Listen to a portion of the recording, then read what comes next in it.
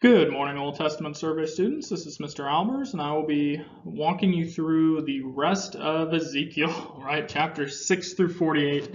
Obviously, we're not going to hit everything from every chapter in there, but some highlights in keeping with your guided notes, and to prepare us for taking a look at the New Covenant tomorrow, which I'm excited about, and hopefully you are too. But if you got your guided notes, you can open them up to number 4. So you should have already read through the vision of God that Ezekiel had in chapter 1, and then looked at, under number 3, the 4 different symbolic acts that Ezekiel performed, acts of prophetic theater, so to speak. And now we're ready to jump into the visions of God's glorious presence. So without further ado, that's where we will head. Okay. So we have these different stages of a vision that Ezekiel gets that have to do with God's presence. Now, remember God's presence, pillar of cloud, pillar of fire, all the way back in Exodus, led the people out of Egypt, was then their rear guard, blocked Pharaoh's army while the Red Sea was split so the people could go all the way through, then moved out of the way so Pharaoh's army could follow them into the sea where it was subsequently drowned. Led them then in the wilderness. God descended on Mount Sinai in a powerful and majestic way, and then continued to lead them. They built the tabernacle. He dwelt in the Holy of Holies, and ultimately Solomon built this bigger, grander temple for God. The glory of the Lord, you may remember from 1 Kings, came down and was so thick upon the temple in the Holy of Holies that the priests couldn't even go in to minister at that time. So that God has been dwelling in the midst of his people. He's been manifesting his presence in the Holy of Holies, and every year on the Day of Atonement, the high priest can go in after making the requisite sacrifices. Okay? Well, we know that the temple is about to be destroyed, so it might raise the question, well, what about God's presence? Like, why didn't he protect the temple? What's going on there? Well, Ezekiel, who recall is in exile in Babylon, is seeing this vision. And he says, the hand of the Lord fell upon me, and God kind of whisks him away. How exactly this works? Was he teleported, or was this all in his mind, or was this a dream? Whatever this was, right, Ezekiel gets this vision of Jerusalem. And he sees the temple, and he sees all of these like hidden rooms where people are worshiping these other idols and other gods, not just in Jerusalem, but in the temple itself. Right, in God's house, they are bowing down to these other gods and bringing idols in, just completely desecrating it. And these are God's people. These are Israelites. And so Ezekiel sees the glory of the God of Israel go up from the cherub. That's referring to one of the cherubim that were carved into the Ark of the Covenant, right? The angelic figures with the wings, and move to the threshold of the temple. Okay, so that's not good, right? God is moving from the Ark of the Covenant in the Holy of Holies to the threshold of the temple. And the vision continues, and then a little bit later, he sees the glory of the Lord go from the threshold of the temple to the east gate. And then he sees the glory of the Lord go out of the city to the east. And God goes off into Babylon, and that's where he encounters Ezekiel in Ezekiel chapter 1. What's going on here? God is leaving, right? God is abandoning the temple. The people have clearly rejected him as their God. They've clearly rejected following God, worshiping him the way that he called for them to worship him. And so God gives them what they want. You don't want to be my people? You don't want me to be your God? Okay, I'll leave. And he leaves, and his presence will not return to that temple for over 500 years, until a poor Jewish carpenter and his betrothed bring their little 8-day-old baby to the temple to be circumcised and to have the offering that was required by the law, and that, of course, is the little baby Jesus, who was God in flesh. But since this part in Ezekiel, the glory of the Lord is departing from the temple. We'll talk more about that when the temple is rebuilt in Ezra and Nehemiah. But that's not the end of the story in Ezekiel, because later, at the very end of the book, in fact, in chapter 43, Ezekiel is seeing a vision of this new temple, and he sees the glory of the Lord coming back from the east, from where he went, and filling this new temple, and ultimately completely filling the house of the Lord. And you might recall, and we'll talk about this in a few slides also, the name of that place, last line in the book of Ezekiel, is Yahweh Shammah. The Lord is there. And so we have this trajectory of God's glorious presence leaving. Okay, that's judgment. That's a big part of the book of Ezekiel. God is bringing judgment on his people. But there's also hope, right? It's not the end of the story. So how do these visions fit the message of the book? They basically go with the message of the book. Judgment is coming. Judgment is deserved. God's people are going to be in exile. God is leaving the temple. But one day there's going to be a bigger, better temple, and God's going to come back. And there is hope. And so judgment and hope are reflected throughout Ezekiel, and in the trajectory of God's glory, that's a particularly vivid picture of this reality. Okay, well, let's move forward to chapter 34. And what I want you to do is pause the video and read through these 24 verses as a class, and then look for who is God promising to give his people as their leader, and what is this ultimately pointing forward, and try to see also like what God has to say to the leaders or the shepherds of the Israelites at that time. So you can go ahead and pause the video, take a few minutes to do that, and then you may resume.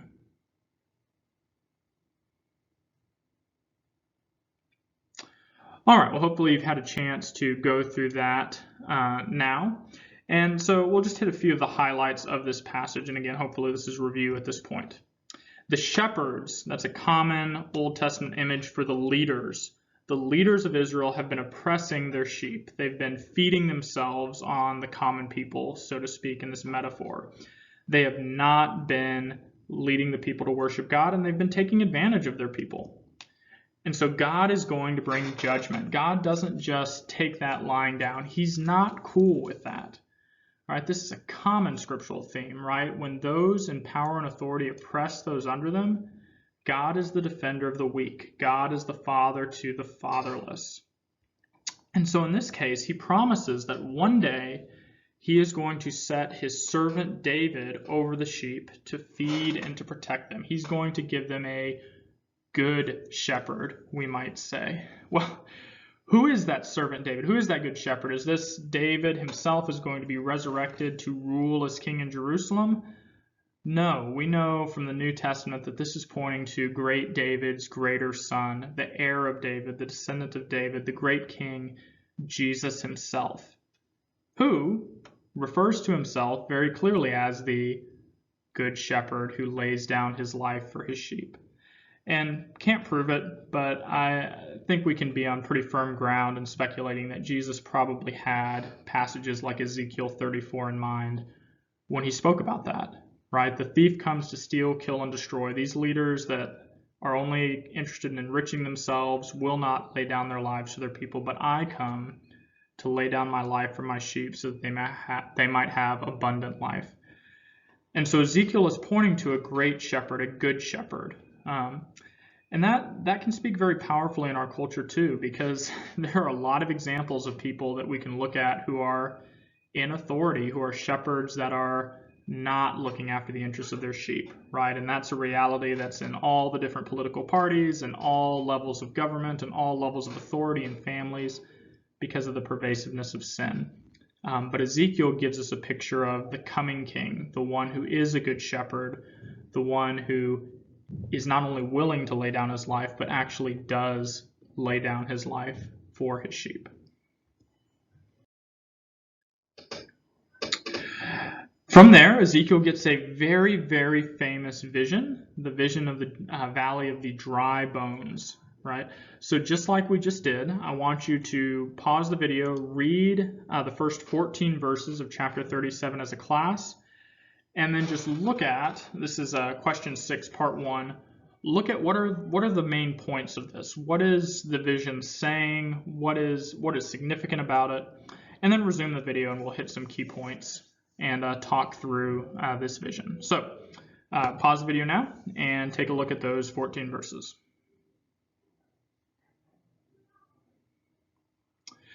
Okay, so much to unpack here. This would definitely be a place where we could spend hours just looking at everything that he says and what it means. But we're just going to hit again a few of the highlights. So Ezekiel, again, in this vision is transported. Again, whether it's teleported or whether it's all happening in his mind, who knows, right? But God gives him this vision of this valley of dry bones. Okay, why do we care what the bones are like? Well, if they're dry, that means they've been dead for a while, right? These are not mostly dead bones. These are dead bones, okay? So they've been there for a while. They're dead. And God asks, Son of man, okay, talking to Ezekiel, can these bones live? And Ezekiel, being a good prophet, responds, this, by the way, if God ever asks you a question like this, this is a great response. Lord God, you know. Lord, you know the answer to that, and I know that you know the answer to that, right? And so what does God say? He says, okay, I want you to prophesy to these bones. I want you to speak the word of the Lord to these bones, and I want you to tell them, right, to come alive. And so Ezekiel prophesies to the dry bones, and then what happens? Well, first they are knit together, but they don't have breath. They don't have ruach. Very, very significant word, right? Ruach is a word that can mean wind, or it can mean breath, or it can mean spirit, right? It can also mean spirit as in the Ruach Adonai or the Ruach Yahweh, the Spirit of God. Maybe it makes you think of Genesis 1, where the Spirit of God, the Ruach of God, is hovering over the waters right before God says, let there be light, and creates new light. And so Ezekiel prophesies to the bones. They kind of get knit back together, but they don't have Ruach. And then he prophesies again at God's command. He says, thus says the Lord God, come from the four winds, O breath, or O wind, or O spirit, O ruach, and breathe on these slain that they may come to life. And then it happens, right? There's this rattling, there's this rushing wind, and the ruach of God comes and brings the bones to life. It recalls also God breathing the breath of life into Adam in Genesis 2. What's the point here? God is going to one day put his spirit, his ruach, within his people and regenerate them, bring them back to life. We'll look at this in terms of the new covenant tomorrow when we look at Ezekiel 36 and what God says there. But this is the reality that the New Testament describes as new birth. John 3, when Jesus is talking to Nicodemus, he says the wind of God, or the wind blows where it wills, and you don't see it's coming or it's going. That's the way it is with people that are born of the Spirit, that are born from above or born again. And so this passage paints a beautiful picture of the way that God brings salvation. God's word is proclaimed, right? Ezekiel has to prophesy to the bones. God's Spirit, the Ruach, comes and brings dead bones to life, and the dead are raised. And in context, it's talking about the Israelites who are kind of dead outside the land in exile, cut off from God, being brought back to life, being brought back into their land. And the symbolism is that and so much more, right? And symbolism that the New Testament picks up on over and over again. Well, the passage goes on through verses 15 through 28, and hit a few of the points here. Ezekiel is to take two sticks, one that represents Judah, that's the southern kingdom, and one that represents Israel. Now, this is significant. Israel, the northern kingdom, has not existed as an independent nation for over 100 years at this point. In fact, by now, the Israelites from the north have already been intermarrying and intermingling with the surrounding peoples and are slowly becoming the group that would be known as the Samaritans in the New Testament. But Ezekiel is to take the two sticks and to join them into one, either to tie them together or to kind of splice them together or hold them together, or something to symbolize that one day God's people will be one kingdom again. That the split of north and south that happened right after Solomon's years would be undone. And that David shall rule the people, and that God will be with them forever. Just look at this passage. In fact, we'll look at this on the next slide. There's so much here about what God is doing and how this connects throughout the history of his redemption. All right, so just look at these verses and think through, as I read them, think through the promises that God has already made that we've seen in this class, right? My servant David shall be king over them, right? God has made a promise to David, right? An offspring who will reign forever. They shall all have one shepherd, recalls chapter 34. They shall walk in my rules and be careful to obey my statutes, right? They will fulfill the law of Moses. That reminds us of the 10 words on Mount Sinai, the covenant that was made there. They shall dwell in the land that I gave to my servant Jacob, where your fathers lived. Who did God promise that land to? Abraham. They and their children and their children's children shall dwell there forever, and David my servant shall be their prince forever. So we've got an interweaving of the promise to David, the promise to Moses, the promise to Abraham. I will make a covenant of peace with them. We will look at the new covenant. Oh, it should be a highlighter. Sorry about that. We will look at the new covenant tomorrow, but we have a reference to that here. A covenant of peace will be an everlasting covenant with them. I will set them in their land and multiply them. Right? That seems to go all the way back to Genesis, right? Be fruitful and multiply, fill the earth. I will set my sanctuary in their midst forevermore. God is going to live with his people. That goes all the way back to Adam and Eve, right? When God walked in the garden before the entrance of sin into the world. My dwelling place shall be with them, and I will be their God, and they shall be my peoples. Then the nations will know that I am the Lord who sanctifies Israel when my sanctuary is in their midst forevermore. And again, there's really just too much to underline and highlight, right? But look at all that's packed in here. The promise to David's going to be kept. There will be a good shepherd, a king who reigns forever. God's people will be empowered to obey his law, right? The law that he gave to Moses. They're not going to sin against that as the Israelites did, as Adam and Eve did in the garden. They're going to live in the land that God promised Abraham forever. Think of how precious that promise is to Ezekiel, right, and to his hearers who are living in exile from that land. It's going to be an everlasting covenant. It's not going to expire. There's not going to be a way to break it. It will be characterized by peace. Everything will be as it should be. They'll be in the land. They'll multiply. There will be to their children's children as well. It will last through generations.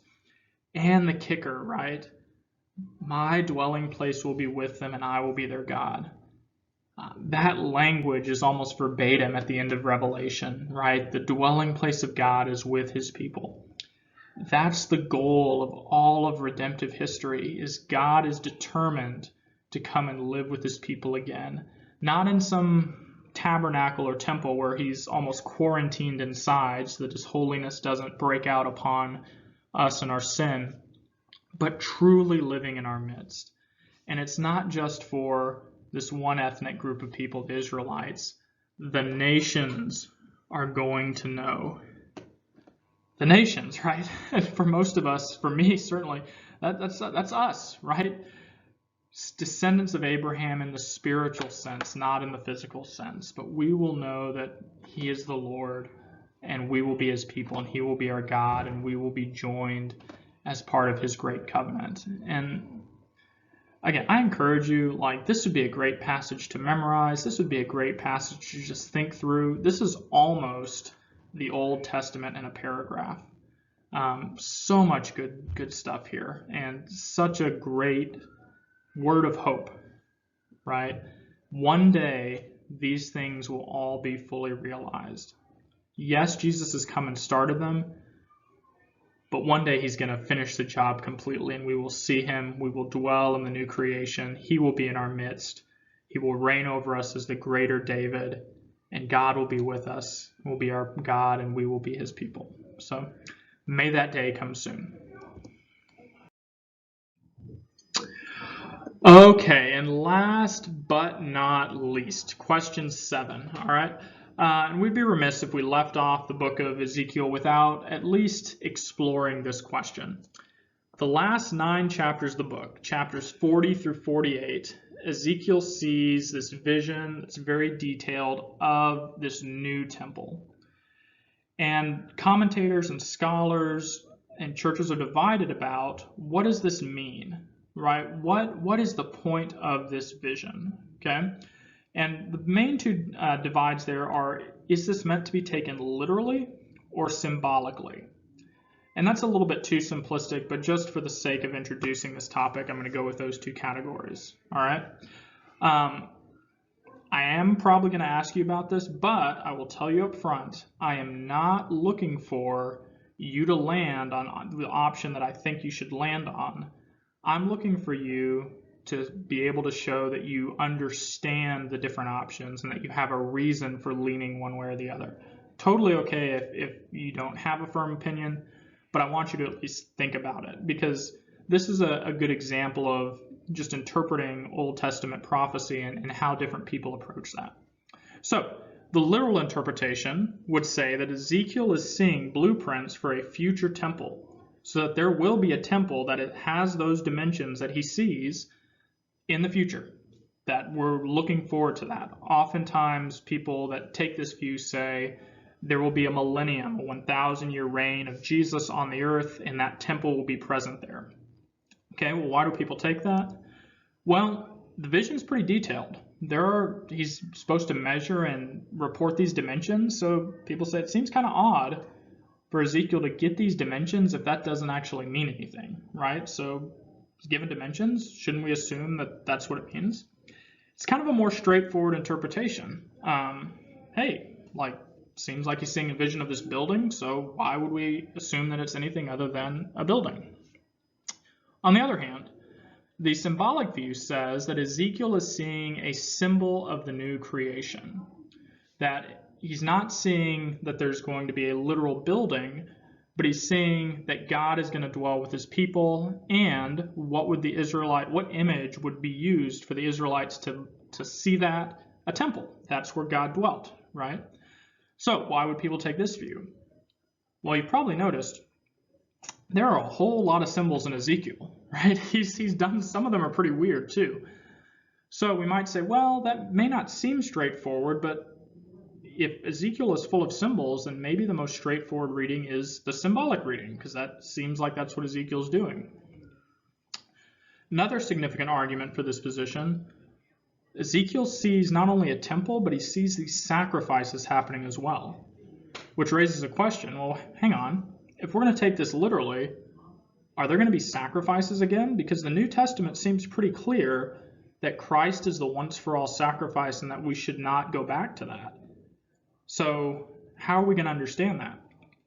Well, somebody on the literal side might say, well, maybe these sacrifices are not meant to cover sin, but are meant to be memorials, meant to be reminders, meant to be ways to honor what Jesus has done, not by trying to repeat it, but by trying to say, hey, in honor of Jesus' sacrifice, we're going to make these commemorative sacrifices.